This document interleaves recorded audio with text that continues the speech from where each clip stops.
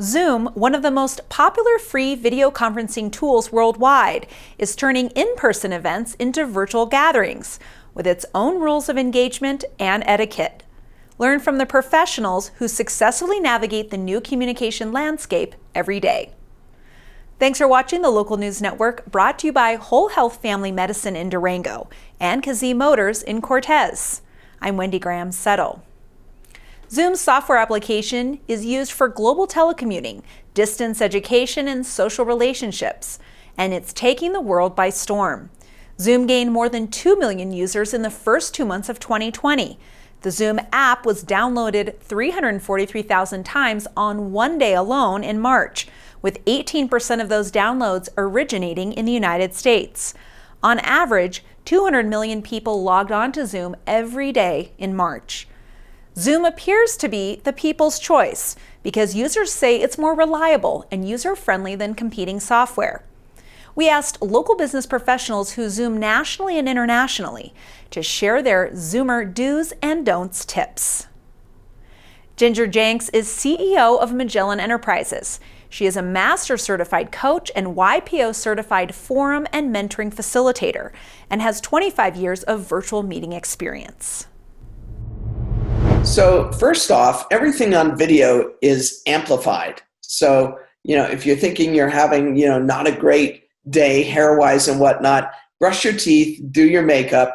You'll be sorry if you don't. You can check your appearance beforehand by going to Zoom and clicking new meeting, and it'll be just you in the meeting, so you can see how you're going to show up on the screen.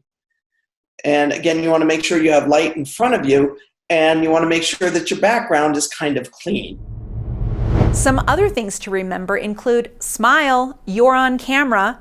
Your video may start when you join the meeting, so remember that everyone can see everything you're doing.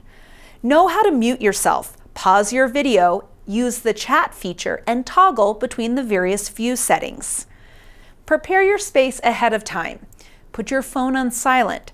Ask others in your house to stay out of your background. Avoid talking over people, and finally, be aware and stay engaged.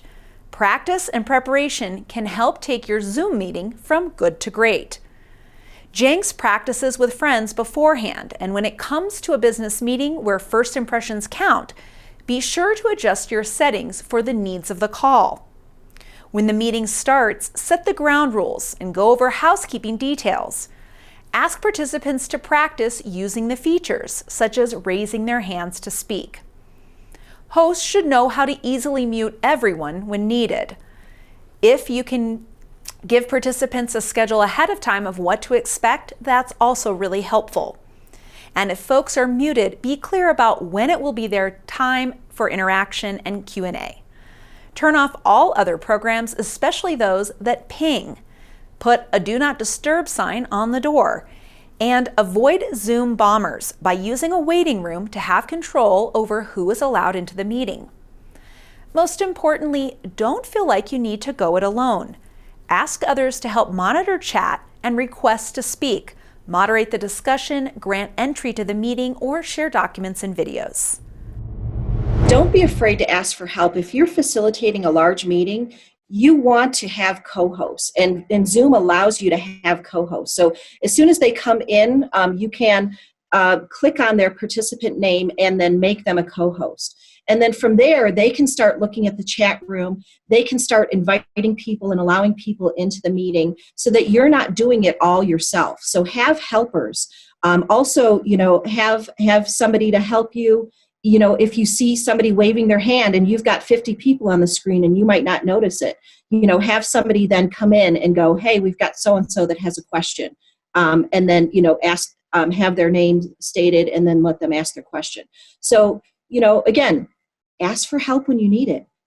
There are lots of people that know what they're doing and that can assist you with this and make it run so much easier so that you don't look like you're trying to run 5 things at once on a screen. Our local experts encourage hosts to help their audience stay engaged and avoid multitasking by introducing a little fun when appropriate. Things like this are fun in like business after hours. It allows people to express themselves even through a medium like this. A little bit of their personality comes out. It allows people to relax a little bit and have a little bit of fun. It's socializing, and that's what the chambers really do. Experienced professionals say that video conferencing may become the norm for conducting business as the COVID-19 threat subsides. And so my belief is that there's going to be a lot more video conferencing even after things get back to normal, and it will become a competency that people need to have. For more information, visit Zoom's Help Center at support.zoom.us. Thanks for watching the Local News Network, created locally, delivered locally, and supported by local businesses. I'm Wendy Graham Settle.